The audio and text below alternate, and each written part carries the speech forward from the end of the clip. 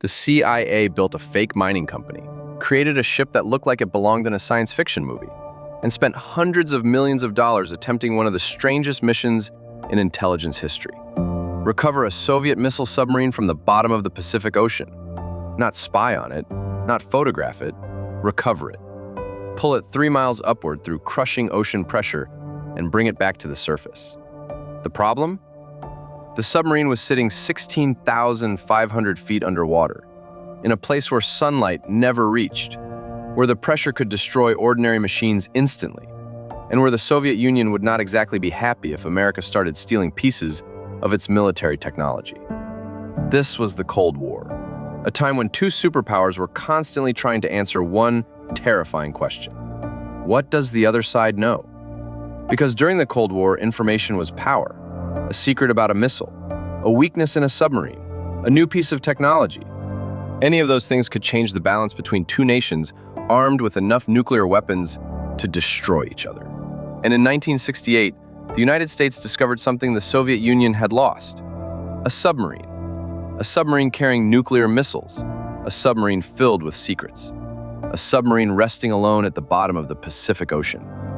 The mission to recover it would become known as Project Azorian. And the strangest part? It sounds completely fictional. A secret CIA operation, a billionaire cover story, a giant mechanical claw, a submarine hidden thousands of feet below the ocean. But every impossible detail was real. The story begins with a Soviet submarine called K-129. K-129 was a Gulf II-class diesel-electric submarine. It was not a nuclear-powered submarine, but it carried nuclear weapons. 3 ballistic missiles designed during one of the most dangerous periods in modern history. The submarine was supposed to complete a normal patrol mission: leave port, enter the Pacific, monitor communications, return home. But in March 1968, something went wrong. K-129 disappeared. No dramatic final message, no warning, no explanation, just silence. A Soviet submarine with nuclear missiles had vanished somewhere in the Pacific. The Soviet Navy immediately began searching. Ships moved through the ocean, aircraft scanned the area. Thousands of square miles of water were examined, but the submarine was gone. And this created a huge problem for Moscow. Losing a submarine was already a disaster, but losing a submarine carrying nuclear weapons and classified technology was something much worse. The Soviet Union could not find its own vessel, but another country was looking, and eventually, America found it. The discovery of K-129 was not a lucky accident. It was the result of one of the most advanced intelligence systems of the Cold War. The United States had created underwater listening networks designed to monitor Soviet submarine activity. One of the most important parts of this system was SOSUS, the Sound Surveillance System. The idea was simple. The ocean was enormous, but submarines were not silent. Every vessel created sound: engines, propellers, mechanical vibrations, movement through water. A submarine left behind a unique acoustic fingerprint, like a person leaving footprints behind in the snow. Except these footprints were invisible. They were sounds traveling through thousands of miles of ocean. The United States had placed powerful underwater listening stations across strategic areas, creating a hidden network that could detect Soviet naval movements. These systems were not cameras. They did not see submarines. They listened for them. And in the vast emptiness of the Pacific, listening was often the only way to find something hidden beneath the waves. When K-129 disappeared, American analysts began examining the data. They searched through countless underwater recordings, looking for something unusual, something that did not belong. Eventually, they found it: a strange acoustic event, a signal from deep beneath the Pacific, a possible location. The United States had found what the Soviet Union had lost: a submarine sitting thousands of feet below the surface. It was one of the greatest intelligence victories of the Cold War. But finding K-129 created a completely different problem. How do you recover something sitting 3 miles underwater? Because locating a submarine and lifting it are two completely different challenges. A normal person would look at the situation and say, "The submarine is at the bottom of the ocean. Leave it there." And honestly, that would have been the reasonable answer. But intelligence agencies are not exactly known for choosing the reasonable option. They saw an opportunity. Inside K-129 were Soviet secrets. military technology, communication systems, possibly information that could reveal how the Soviet Navy operated. The question was no longer, can we find it? The question became, can we bring it back? And that question would lead to one of the most ambitious engineering projects ever attempted. The first challenge was secrecy. If the Soviet Union discovered America was trying to recover its lost submarine, the consequences could be enormous. This was not just embarrassing. It was not just a diplomatic argument. It could become a major international crisis. So the CIA needed a cover story. And the cover story was almost absurd. They were not searching for a Soviet submarine. They were searching for minerals. The mission was disguised as a deep-sea mining operation, because apparently the most believable explanation for a giant experimental ship was, we are just looking for valuable rocks at the bottom of the ocean. And somehow, that was convincing enough. The CIA also needed a public face, a name that could explain a strange project without revealing the truth. They chose Howard Hughes, the billionaire inventor, businessman, and creator of projects that often seemed impossible. A giant aircraft? Howard Hughes. A mysterious ocean exploration project? Honestly, that also sounded like Howard Hughes. The CIA understood that a bizarre billionaire experiment would attract curiosity, but it would not necessarily attract suspicion. Because if anyone asked, why would someone build a giant ship to search the ocean floor? The answer could simply be, because Howard Hughes does strange things. And that was exactly the kind of cover the CIA needed. The ship became known as the Hughes Glomar Explorer. And it was not just a ship, it was a disguise. A floating cover story hiding one of the most advanced machines ever created. The Hughes Glomar Explorer looked like a research vessel, but underneath the surface, it was something completely different. The ship was built around a secret. At the center was a massive opening called a moon pool. From the outside, it looked like part of a normal ship design. But inside was a hidden system that allowed a huge recovery device to be lowered directly into the ocean. The real purpose of the ship was not mining, it was recovery. The CIA needed a machine capable of reaching the bottom of the Pacific, grabbing a Soviet submarine and lifting it back to the surface without anyone noticing. The engineering challenge was enormous. At 16,500 feet below the surface, the ocean was not just deep, it was hostile.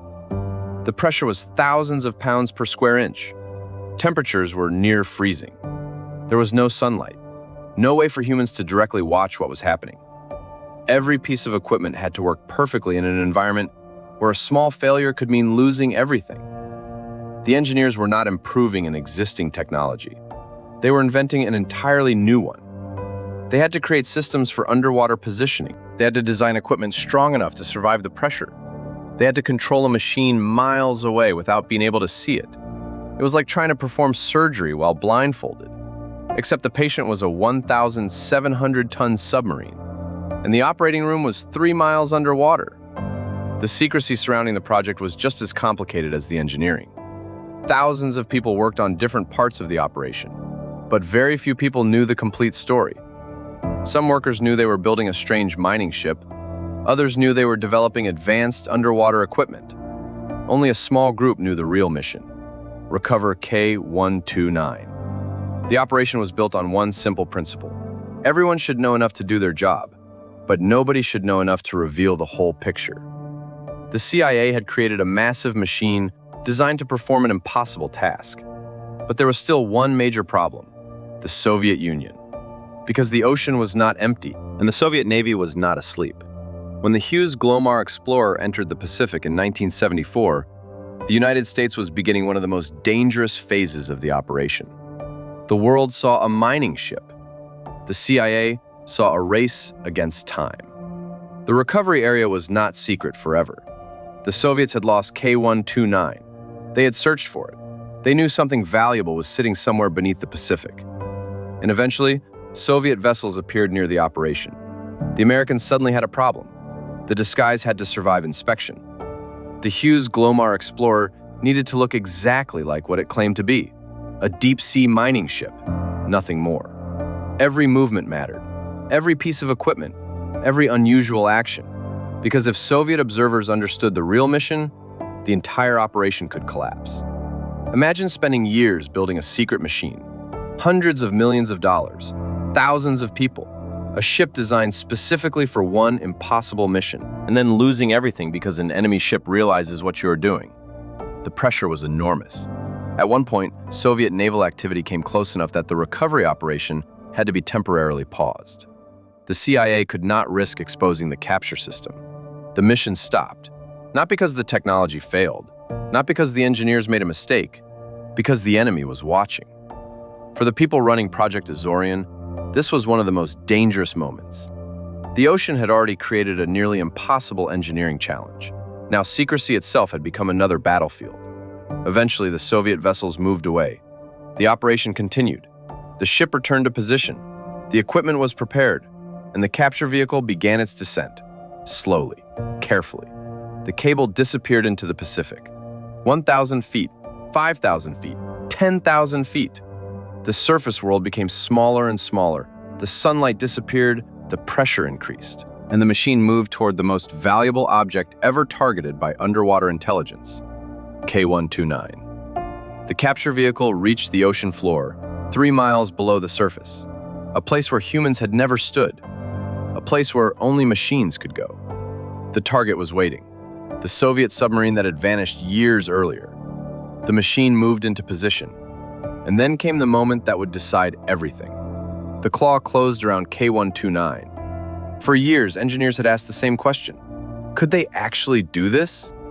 Now they had their answer. It worked. The United States had reached the bottom of the Pacific and captured a Soviet missile submarine. But the hardest part was still ahead, bringing it back. The recovery system began lifting, slowly. The submarine started its journey toward the surface. Every meter created new risks. The wreck had been sitting underwater for years.